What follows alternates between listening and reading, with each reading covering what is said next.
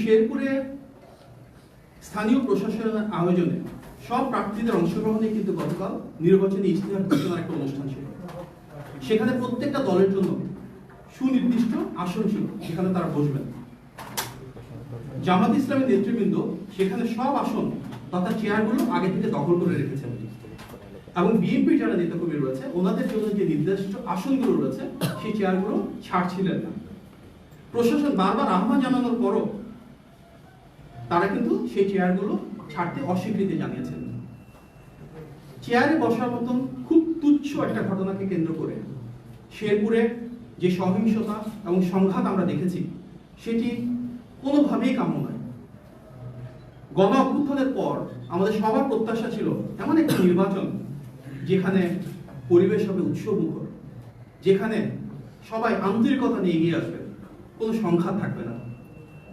সবচেয়ে বড় রাজনৈতিক দল হিসেবে এবং দেশের প্রায় সবারই বিশ্বাস অনুযায়ী একটি অবাধ, সুষ্ঠু এবং গ্রহণযোগ্য নির্বাচন হলে ইনশাআল্লাহ বিএনপি বিজয়ী হয়ে রাষ্ট্র পরিচালনার দায়িত্বে আসবে। সুতরাং আমাদের একটি বড় লক্ষ্য হলো এই নির্বাচন যেন বিতর্কমুক্ত থাকে, এই নির্বাচন যেন শান্তিপূর্ণ হয় এবং এই নির্বাচনকে ঘিরে কেউ যেন কোনো সংঘাতময় পরিস্থিতি তৈরি করতে না পারে। এটি দল হিসেবে বিএনপির জন্য যেমন গুরুত্বপূর্ণ, রাষ্ট্র হিসেবে বাংলাদেশের জন্য গুরুত্বপূর্ণ। তারপরও শেরপুরে যে ঘটনাটি ঘটেছে এটি অত্যন্ত অনাকাঙ্ক্ষিত। কিভাবে সংঘাত শুরু হলো, কারা সেখানে মদত দিয়েছে, আইন শৃঙ্খলা বাহিনী, প্রশাসন কেন পরিস্থিতি স্থিতিশীল রাখতে পারলো না, এসব বিষয় নিয়ে স্বাভাবিকভাবেই জনমনে প্রশ্ন জাগছে। আমরা সামাজিক যোগাযোগ মাধ্যমে বেশ কিছু ভিডিও দেখেছি যেখানে দেখা যাচ্ছে জামাতে যিনি প্রার্থী রয়েছেন তিনি বারবার পুলিশ, প্রশাসন, আইন শৃঙ্খলা বাহিনী, সেনাবাহিনী, এমনকি বিএনপি যারা সিনিয়র নেতৃবৃন্দ রয়েছেন ওনারা হাত জোর করে অনুরোধ করছিলেন যে সংঘর্ষ এড়ানোর জন্য যেন তিনি বিকল্প রাস্তা দিয়ে যান। তারপরও সেই প্রার্থী ঠিক ওই রাস্তা দিয়ে যাওয়ার সিদ্ধান্ত নিয়েছেন এবং তিনি বারবার বলছিলেন জীবন যায় যাক। এই সংঘাতকে এড়ানো যেত না। নির্ধারিত সময়ের আগে জামাতের যারা নেতাকর্মীরা রয়েছেন তারা যেভাবে চেয়ারটাকে দখল করে রেখেছিলেন, চেয়ার ছাড়ছিলেন না, কেন সেটা?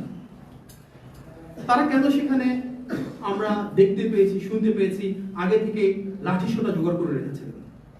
সবার সম্মিলিত অনুরোধ উপেক্ষা করে পুলিশ, প্রশাসন, আইন শৃঙ্খলা বাহিনী, সেনাবাহিনী, বিএনপি নেতৃবৃন্দ প্রত্যেকে মিলে বলার পরও সেই প্রার্থী কেন সেই সংঘাতের পথ বেছে নিলেন?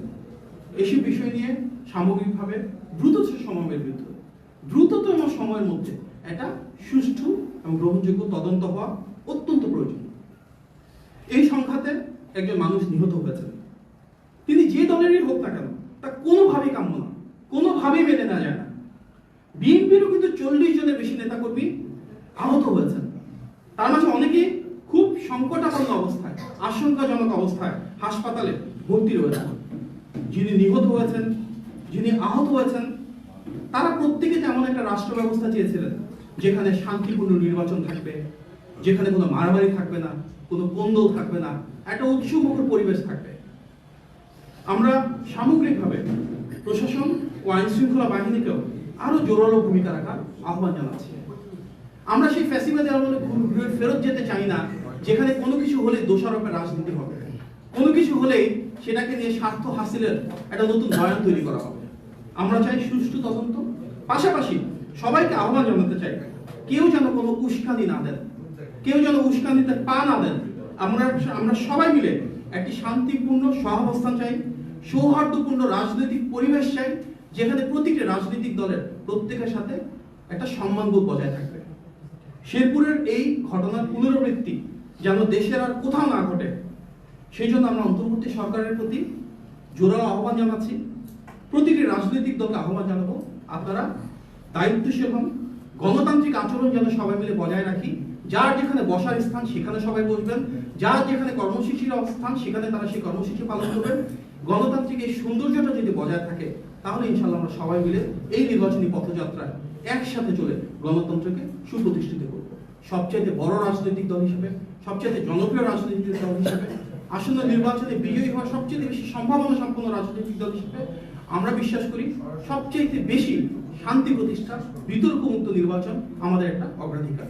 আমরা এই জন্য প্রতিটি রাজনৈতিক দলের কাছ থেকে সহযোগিতা প্রত্যাশা করি। দেখুন, এই ধরনের অপ্রাসঙ্গিক বয়ান, যেখানে আমরা দেখলাম শেরপুরে একটা বিষয় ঘটেছে, সেটাকে কেন্দ্র করে ঢাকাতে একটা সংঘাতের সাথে চাঁদাবাজির কি সম্পর্ক আমরা জানি না। তার মানে যখন সংঘাতকে কেন্দ্র করে চাঁদাবাজির কথা বলা হয়, সেখানে শীর্ষ নেতৃত্বকে জড়ানোর একটা বয়ান তৈরি করা হয়, অবশ্যই এগুলো উদ্দেশ্যপূর্ণ। আমরা তো ইতিবাচক রাজনীতি চাই, দোষারোপের রাজনীতি, ফ্যাসিবাদের সাথে সাথে মূলোৎপাটন হবে, সেটা আমাদের প্রত্যাশা।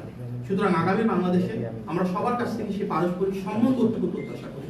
কেউ যদি চান যে একটা ঘটনা ঘটলো এবং তার সাথে সাথে সেটাকে ভিত্তি হিসেবে ব্যবহার করে কিভাবে রাজনৈতিক স্বার্থ হাসিল করা যায়, সেটি কোনোভাবেই কারো কাম্য নয়। আমরা অবশ্যই বলছি যে এখানে একটা সুষ্ঠু তদন্ত হওয়া উচিত এবং স্বাভাবিকভাবে আইন শৃঙ্খলা বাহিনী, প্রশাসন যারা রয়েছেন ওনারা জোরালো ভূমিকা রাখবেন এবং প্রতিটি রাজনৈতিক দলের কিন্তু সমন্বিতভাবে সেই ভূমিকাকে আরো এগিয়ে নিতে হবে।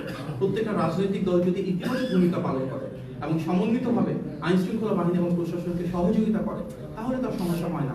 আমরা দেখেছি গতকালকে আইন শৃঙ্খলা বাহিনী, প্রশাসন, সেনাবাহিনী ওনারা বারবার অনুরোধ করছিলেন যেন বিএনপি নেতাকর্মীদের জন্য নির্ধারিত স্থানে তাদেরকে বসতে দেওয়া হয়, কিংবা একটা নির্দিষ্ট পথ পরিহার করে যেন ভিন্ন রাস্তায় যাওয়া হয়। ওনাদেরকে যদি সব রাজনৈতিক দল এভাবে সহযোগিতা করতো, তাহলে এই ধরনের অনাকাঙ্ক্ষিত এবং খুব দুঃখজনক ঘটনাগুলো আর পুনরাবৃত্তি হবে না। সুতরাং একই সাথে আমরা অন্তর্বর্তী সরকারকে আহ্বান জানাবো আইন শৃঙ্খলা পরিস্থিতি যেন জোরদার হয়।